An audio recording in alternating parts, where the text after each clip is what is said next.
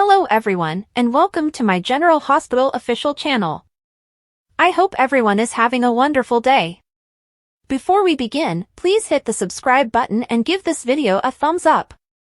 While keeping vigil in Lulu's hospital room, Carly assured her that assistance was on its way. Before long, Brennan was at the door informing her that the African crew had made a safe landing. Brennan said they were a great team after Carly thanked him. At the nurses' station came Lucky and Jason. Without delay, Lucky identified himself as Lulu's sibling. Portia grabbed Lucky right away so she could test his liver.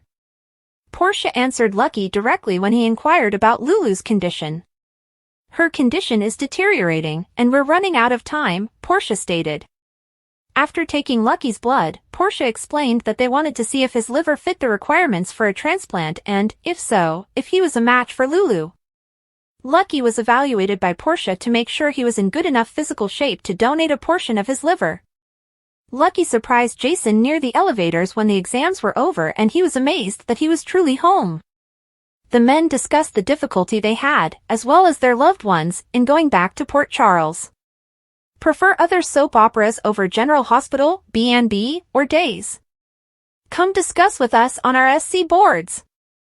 To engage in conversation and interact with fans, click this link right now. After exiting the elevator, Carly gave Lucky a quick hug. She told him that she had tried to contact Laura and Kevin but had not been successful in doing so. Lucky acknowledged receiving Carly's email regarding Bobby's passing and expressed regret for not responding sooner. Silently, Lucky entered Lulu's chamber, gave her a kiss, and let her know he was there. Then he had a flashback of when he was younger and chatting with Lulu. "I was absent when you most needed me, despite my pledge to look after you. I was too busy hiding in Africa or Ireland. I convinced myself that everything was going well for me, but you and I both know that I was only hiding and running." Carly and Jason reconciled after Portia took Lucky to meet Lulu. Jason didn't say much, but Carly was just relieved that he and Lucky were back home and secure. When Jason brought up Holly, Carly was taken aback. Carly remarked, "That's a name I did not expect to hear." Jason filled Carly in on all of Holly's assistance. "If Holly didn't love Luke so much, we'd probably all be dead," Jason stated. Carly was ecstatic to hear that she and Brennan were rescued by her friendship when Jason came to the part about the drone strike. Carly insisted she wasn't working with Brennan even if Jason wasn't pleased about it. Carly should not have trusted Brennan, Jason cautioned. Aiden was set down by Elizabeth to hear of Lucky's return. When she asked Aiden if he felt happy that his father was returned, he wasn't sure. "It's been a while since I've heard anything from him. Every time, I was the first to send an email to see if he would get in touch with me. I once let it go for 5 months," Aiden said. According to Aiden, he was happy that Lucky was returning and did not despise him. "It is not as if he is returning to get me. He's here to assist Aunt Lulu," stated Aiden. Aiden questioned whether his father would simply assist Lulu and depart once more, and he wasn't even positive he would see Lucky. Elizabeth was certain it wouldn't take place. Although Aiden acknowledged that their relationship would be awkward, he insisted that hanging out with Lucky would be fine. Elizabeth was asked if Aiden was like Lucky before he left for school. As for being compared to Elizabeth, he stated he preferred it. "It's true, and I might get called a mama's boy for saying it. I'm content to be my mother's son," Aiden remarked. Terry arrived by after Aiden left to let Elizabeth know that Lucky was at the hospital. "Is Lucky okay?" Elizabeth inquired. "He seemed like he'd been through some stuff," Terry commented.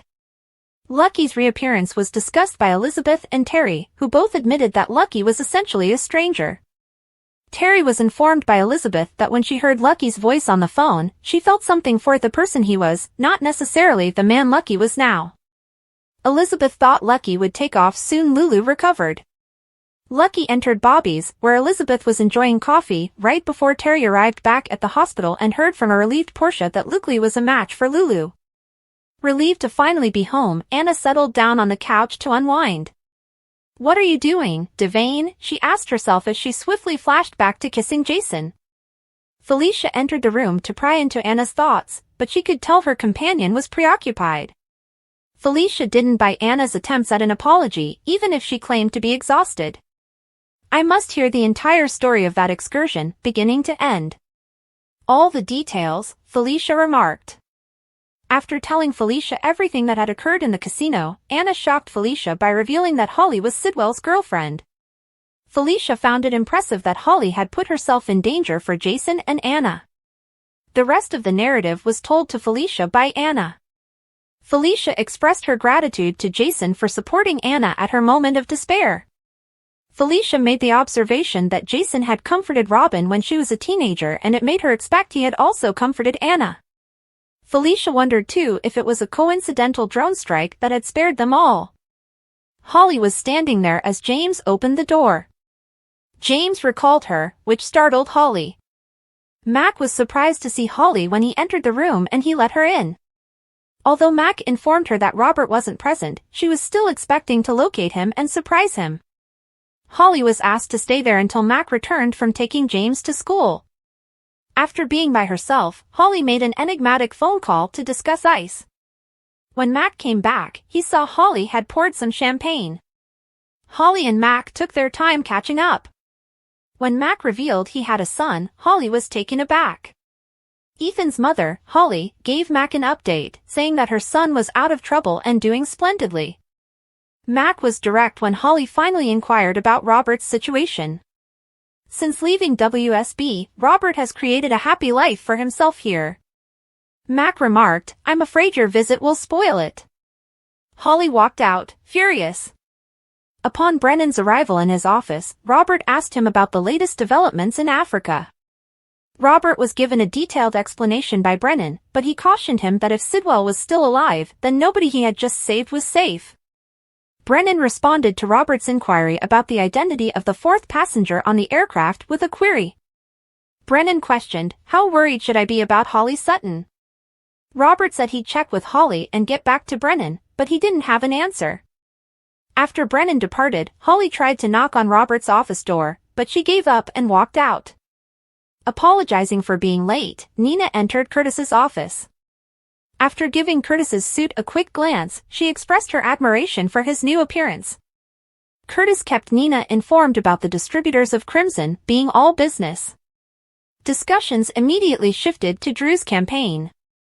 Nina just burst into tears. "Being with Drew as his campaign wife has been incredible," Nina remarked. What Nina meant by that was unclear to Curtis. As for Nina and Drew's relationship, Nina clarified that they were letting the public form their own opinions. "Sounds to me like you're devoting a lot of time and energy to someone who's just a friend," Curtis said. Molly exploited her unusual authority as an assistant district attorney to interact physically with inmates as soon as she got to Pentonville. After giving each other a short hug, Molly and Alexis sat down to talk about Alexis's situation. Molly urged Alexis to utilize her prosecutorial authority responsibly, and Alexis urged Molly to take all necessary steps to protect herself. Molly pleaded to be told otherwise when Alexis informed her that was the intention.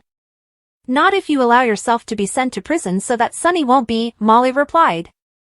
Molly wasn't so convinced Marty could get her off, but Alexis had faith in him.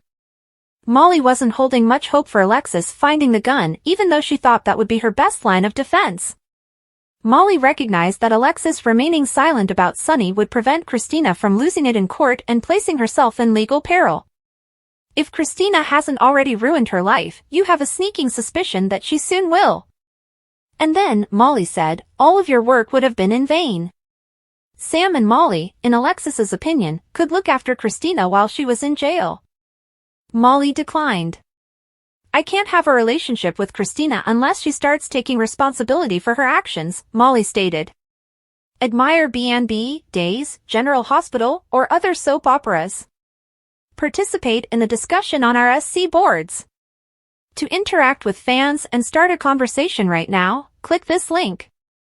Alexis spoke up for Christina, claiming that her condition was postpartum depression. My name is Ma'am. She is my mother. I have to keep her safe. I hope you can comprehend, Alexis uttered. Molly understood that to mean that only a mother could truly understand. Molly got up and walked out. Heather and Rick met at the opposite end of the visiting room. Heather was appreciative of Rick's presence. "I appreciate that you haven't given up on me because I haven't given up on me either," Heather replied. Heather believed she could utilize the worried mother defense even though she had given up on the cobalt angle. Ultimately, Heather believed that she had protected her daughter by killing Alexis, who had been arrested for doing the same. Heather was reminded by Rick that her situation was not the same as Alexis. Heather instantly returned to her claim that the cobalt angle was what killed her. "Rick, I wasn't born to be a serial killer. I became one because of something," Heather said. Heather stated that she only wanted to be with her grandchild and that she felt different. "One day, Ace is going to know why I went to prison, and it can't be because I was a killer at heart. I can't just be that," Heather sobbed. Heather wanted to talk to Alexis when they were back in their cell, but Alexis wasn't feeling friendly. For having someone who believed in Alexis, Heather pledged to watch out for her when she was incarcerated. Heather acknowledged that she thought Alexis was a wonderful mother. After being moved, Alexis advised Heather to get additional blood work done. Trina was informed of Ava's legal issues as soon as she arrived at the Jerome Gallery. When Ava asked Trina to take care of the gallery while she attended to her numerous court cases, Trina was taken aback. When Trina expressed doubts about her ability to manage both a full-time job and school, Ava was taken aback. "Is Trina ready to move on and return to college?" Ava thought. Trina said she wasn't sure if she would ever be 100% ready, but she knew she had to make a move at some time. Rick arrived after Trina had departed to discuss Ava's case. Her statement regarding Christina's fall had some information that he thought would help him have the lawsuit dismissed. Ava knew that when Rick mentioned that he didn't have good news for other clients, he meant Heather. Considering how many opportunities people have given Ava over the years, Rick questioned why Ava wouldn't feel greater sympathy for Heather's desire for a second opportunity. At that moment, Heather texted Rick her most recent test results. Heather's case of cobalt poisoning was established. Rick described the events surrounding Heather's exams. Ava thought it was intriguing and questioned whether the GH findings had been tampered with. Elizabeth spun around at Bobby's and was astounded to see Lucky standing there just as he had all those years before when they had first crossed paths. Elizabeth even had a flashback to that very first instant almost 30 years earlier. When he told her that coffee impeded one's growth, Lucky harkened back to that time when they had been teens and he had told her cigarettes would slow her growth. Lucky assured Elizabeth that she had not changed at all, and Elizabeth welcomed an embrace. Elizabeth gave Lucky a BLT after they hugged and caught up on each other's lives. Elizabeth was commended by Lucky on her promotion to chief nurse. Elizabeth attempted to walk away, but Lucky invited her to stay and continue catching up. Lucky was reluctant to discuss what had transpired with Sidwell, but Elizabeth forced him to. Lucky dismissed the entire situation as insignificant. "Make a big deal out of it, please," Elizabeth stated plainly, "knowing that you were away for legitimate reasons would make your son feel better." Aiden was a good child, Elizabeth clarified, but she requested Lucky to handle him with care. Elizabeth emphasized that she understood Lucky was returning for Lulu and not Aiden, and that Lucky was unaware of his son. Elizabeth didn't want Aiden to think that Lucky was staying, and she knew he shouldn't believe that either. Lucky said, "I won't make him any promises I can't keep." After Lucky and Elizabeth departed for the hospital, Lucky gave Elizabeth's Bobby's sign some props. It was obvious to him that she had painted it. Lucky said to her, "I could tell your brush stroke anywhere." Sitting down with Lulu, Jason expressed his gratitude to her for helping him and Anna bring Lucky home. Dante was at the door when Jason went to leave. Dante expressed gratitude to Jason for bringing Lucky home. Jason gave a nod and turned to go. Jason ran into Sam at the elevator, and he wanted to talk. Jason said he was sorry he hadn't spoken to her before leaving for Africa. Sam acknowledged that if he had, she would have overreacted. Sam stated she ought to have realized he was going to Africa. "You are who you are, and I appreciate that." "And Dante and Rocco, too," Sam said. Elizabeth and Lucky showed up for some awkward stares and moments as Jason and Sam were chatting. Jason tried to chat to Elizabeth when Lucky went to get additional blood tests done. When she wrapped him in her arms and thanked him for bringing Lucky home, she soon put an end to his chatter. After another blood draw, Lucky quickly made a comeback, and Jason departed. Lucky thanked Elizabeth before she started working and stated he felt happy about everything. Elizabeth answered, "So do I," grinning a little. Sam stopped by while Dante and Lulu were sitting. She told Dante that she and Jason had a nice conversation. After Sam had been upset with Jason all year, Dante was relieved to hear that the two of them were now on the upswing. "It's still a work in progress," Sam said. In the hospital hallways, Brad and Portia literally ran into each other. The fact that Brad was working when he wasn't supposed to surprised Portia. Brad clarified that he didn't understand Portia's aggressive behavior and that he was filling in for someone. He vowed to carry out his duties properly. "I'm not going to make a mistake here." Thanks for watching. If you like this video, so please don't forget to subscribe my channel and don't miss any update.